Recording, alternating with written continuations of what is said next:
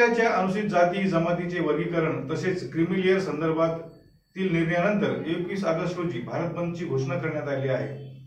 Creamy layer संबंधाने काहीही चर्चा नसताना न्यायालयाने स्वतः अशी तरतूद आणण्यासाठी राज्य सरकारला निर्देश दिलेत, हे संविधानाच्या विरुद्ध आहे। यासाठी सर्व पक्ष आणि संघटनांनी यामध्ये सामील व्हावं यासाठी जनजागृती करण्यात येत असून एका पत्रकार परिषदेमध्ये रिपब्लिकन विद्यार्थी सेनेची भूमिका प्रदेशाध्यक्ष विवेक बनसोडे यांनी मांडली। यावेळी बहुजन सोशलिस्ट रिपब्लिकन पार्टीचे अध्यक्ष डॉक्टर सुरेश माने हेही उपस्थित होते। मांडत आहेत। सर्वप्रथम आमची संघटना या भारत बंद मध्ये सहभागी होत आहे। मुळात अनुसूचित जातीमध्ये जे वर्गीकरण करत आहेत किंवा त्यामध्ये क्रिमिनलची आड जी टाकली आहे, म्हणजे आपल्या सर्वांना इतिहास माहिती, आपण सर्वांनी बातम्या देखील वाचलेल्या आहेत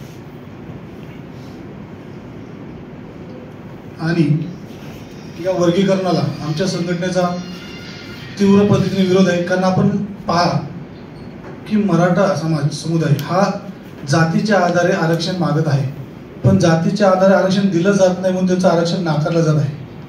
मग जातीच्या आधारावर हे वर्गीकरण का आणि हा वर्गीकरणाचा घाट सर्वोच्च न्यायालयाने का घातलाय, कोणाच्या सांगण्यावरून घातलाय आणि कोणाची वृत्ती आहे की जे गुण्यागोविंदाने ज्या जाती नांदत आहेत, जे समुदाय एकमेकांसाठी लढत आहेत, एक अनुसूचित जाती समूह म्हणून एकत्र आहेत, त्या एकत्रीकरणाला कुठेतरी वेगळं करण्याचा जो षडयंत्र या ठिकाणची म्हणजे जी जातीवादी विचारसरणी आहे ती करणे आहे, त्या जातीवादी विचारसरणीला आमचा विरोध आहे।